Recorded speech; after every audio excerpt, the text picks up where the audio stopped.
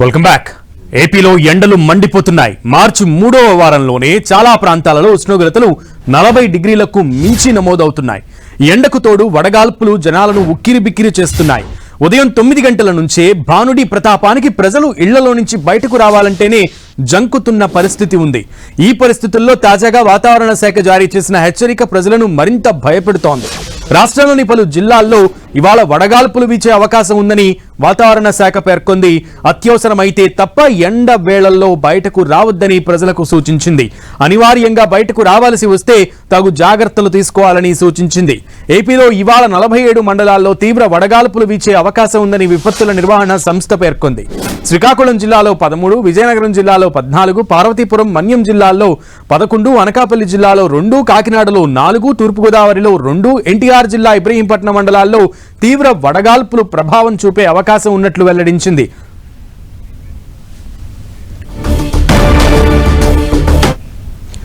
ఏపీలో ఎండలు తారెత్తిస్తున్నాయి. మార్చి 3వ వారంలోనే ఎండలు భయానికి ప్రజలు బయటకు రావాలంటేనే భయపడుతున్నటువంటి పరిస్థితి. అసలు వాతావరణ శాఖ అధికారులు ఎటువంటి హెచ్చరికలు జారీ చేస్తున్నారు, ఏం చెప్తున్నారనే విషయాలని మా ప్రతినిధి జయరాజ్ విజయవాడ నుంచి అందిస్తారు. జయరాజ్. సునీల్, ఎండ తాకిడి రోజు రోజుకి పెరుగుతూ ఉంది. మొత్తం మీద అన్ని ప్రాంతాల్లో కూడా ఎండ తీవ్రత పెరిగినటువంటి నేపథ్యంలో వాతావరణ శాఖ ఈరోజు రెడ్ అలర్ట్ ప్రకటించింది. ఈరోజు 47 మండలాల్లో అత్యధిక ఉష్ణోగ్రత నమోదయ్యే అవకాశం ఉందని చెప్పేసి వాతావరణ శాఖ ప్రకటించినటువంటి పరిస్థితి ఉంది.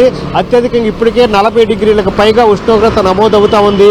ఫిబ్రవరి మొదటి వారం నుంచి కూడా ఉష్ణోగ్రత దశల వారీగా పెరుగుతూ నిన్న కూడా 40.7% మేర ఉష్ణోగ్రత నమోదవటం పట్ల ఆందోళన వ్యక్తమవుతుంది. వాతావరణ శాఖ కూడా దీనికి సంబంధించి అప్రమత్తత ప్రకటించింది, రెడ్ అలర్ట్ ప్రకటించింది. అన్ని ప్రాంతాల్లో కూడా రోజు రోజుకి పెరుగుతుంది. ఈ ఉష్ణోగ్రత పెరుగుతున్నటువంటి నేపథ్యంలో అందరూ కూడా అప్రమత్తంగా ఉండాలి, అత్యవసరమైతే తప్ప బయటకు రావద్దు అని చెప్పేసి వాతావరణ శాఖ హెచ్చరికలు జారీ చేసింది. దీనికి సంబంధించి కూడా ఈరోజు వేరు ప్రాంతాల్లో నమోదైనటువంటి ఉష్ణోగ్రత వివరాలన్నిటి కూడా ఇప్పటికే వాతావరణ శాఖ ప్రకటించినటువంటి పరిస్థితి. ఈ రోజు కూడా 47 మండలాల్లో అత్యధికంగా ఉష్ణోగ్రత నమోదవుద్దని చెప్పేసి వాతావరణ శాఖ ప్రకటించింది. నిన్న నమోదైనటువంటి ఉష్ణోగ్రతలు శ్రీకాకుళం 13, విజయనగరం 14, మన్యం 11, అనకాపల్లి 2, కాకినాడ 2, తూర్పుగోదావరి 2, ఎన్టీఆర్ జిల్లాలో ఇబ్రహీంపట్నం మండలాల్లో కూడా తీవ్రమైనటువంటి వడగాల్పులు అదేవిధంగా ఉష్ణోగ్రత నమోదైనటువంటి పరిస్థితి ఉంది. నిన్న వైఎస్ఆర్ కడప జిల్లాలో సిద్ధటంలో అత్యధికంగా 40.8 డిగ్రీల ఉష్ణోగ్రత నమోదైనట్లు వాతావరణ శాఖ ప్రకటించింది. కమ్మరచేడులో 40.7 డిగ్రీలు, నిండ్రలో 40.1% ఉష్ణోగ్రత నమోదైనట్టుగా వాతావరణ శాఖ ప్రకటించింది. మొత్తం మీద 47 మండలాల్లో ఈరోజు అత్యధికంగా ఉష్ణోగ్రత నమోదయ్యే అవకాశం ఉండటంతో రెడ్ అలర్ట్ ప్రకటించింది. మరోవైపు రాష్ట్ర ప్రభుత్వం కూడా దీనికి సంబంధించి ఇప్పటికే తగిన జాగ్రత్తలు పాటించాలని చెప్పేసి సూచనలు, సలహాలు జారీ చేసింది. ముఖ్యమంత్రి కూడా దీనిపైన 2 సార్లు ఇప్పటికే జిల్లా కలెక్టర్లతోనూ అదేవిధంగా విద్యాశాఖ అధికారులతోనూ వీడియో కాన్ఫరెన్స్ నిర్వహించారు.